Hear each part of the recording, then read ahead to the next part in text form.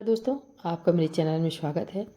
आज हम आपके लिए फिर से एक शिक्षाप्रद प्रेरणादायी पौराणिक कथा लेकर आए हैं जिसका नाम है ईश्वर प्राप्ति का सरल उपाय। तो दोस्तों, बहुत ही अच्छी कथा है, जरूर सुनिएगा।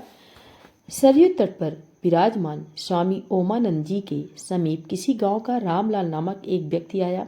उसने स्वामी जी से करबद्ध प्रार्थना करते हुए कहा कि मुझे भी कुछ उपदेश दीजिए कि ईश्वर के दर्शन पा सकूं। स्वामी जी ने रामलाल से कहा, ओ रामलाल, कृष्ण भगवान का ध्यान इस प्रकार करो कि भगवान कृष्ण पालथी मारे बांसुरी हाथ में लिए हुए तुम्हारे हृदय कमल में बैठे हुए हैं। यह ध्यान करते हुए ओम नमो भगवते वासुदेवाय मंत्र का मन में जाप करो। रामलाल ने कहा, गुरुजी, मैं मस्तक शून्य हूँ, यह ध्यान मैं नहीं कर सकता और यह मंत्र इतना बड़ा है जब भी मेरे लिए कठिन है। स्वामी जी ने कहा, अच्छा, घबराओ नहीं, मैं तुमको एक और सरल मार्ग बता रहा हूँ, सुनो। पद्मासन पर बैठकर भगवान कृष्ण की पीतल की मूर्ति लेकर अपने सामने रखकर उसी के प्रत्येक अंग को देखना और किसी और न देखना। फिर नेत्रों को बंद करके उसी का अनुभव करना।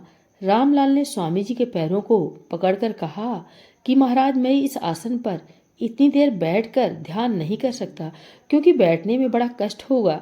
यदि मैं अपने कष्ट का ध्यान करूंगा तो मूर्ति का ध्यान नहीं हो सकेगा। गुरु महाराज, कोई इसे सरल उपाय बतलाने की कृपा कीजिए। स्वामी जी ने कहा कि अपने पिता के चित्र को सामने रखकर एकाग्र चित्त से देखिए। स्वामी जी आगे का और वाक्य पूर्ण भी न करने पाए थे कि वह बोल उठा कि स्वामी जी, पिता का ध्यान मुझसे नहीं हो सकता क्योंकि मुझे बहुत पीटते हैं। मैं उनसे बहुत डरता था। यदि कहीं स्वप्न में भी देख लेता हूँ तो रात्रि काटना कठिन हो जाता है। मेरे पैर कांपने लगते हैं। प्रभु, कोई सरल उपाय बताइए जिसको मैं कर सकूं। स्वामी जी कुछ विचार करके थोड़ी देर पश्चात बोले कि रामलाल, अच्छा, यह बतलाओ कि तुमको कौन सी वस्तु सबसे प्रिय लगती है।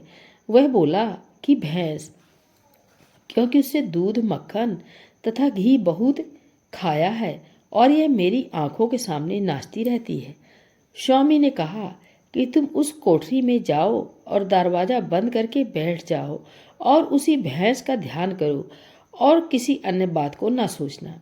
वह बड़ा प्रसन्न हुआ और स्वामी जी की आज्ञा अनुसार कार्य आरंभ कर दिया। 3 दिन बीत गए। खाना पीना छोड़कर उसी ध्यान में लीन हो गया। एक दिन स्वामी जी ने उसे ध्यान मग्न देखकर पुकारा, ओ रामलाल, बाहर आओ, कैसी दशा है। रामलाल ने कहा कि मैं कैसे बाहर आऊं, मेरे तो बड़े बड़े सींग हैं, मैं बृहत्काय वाली भैंस हो गया हूँ। तब स्वामी जी समझ गए कि अब वह एकाग्रचित वाला तथा समाधि योग्य हो गया। स्वामी जी ने पुनः पुकार कर कहा कि तुम भैंस नहीं हो, तुम अपना ध्यान बदल दो। भैंस का नाम रूप भूल जाओ और भैंस के सत स्वरूप सतचित आनंद का ध्यान करो। यही तुम्हारा वास्तविक स्वरूप है। रामलाल ने अपना मार्ग बदलकर स्वामी जी के उपदेशानुसार चलते हुए अपने जीवन लक्ष्य मुक्ति को प्राप्त किया।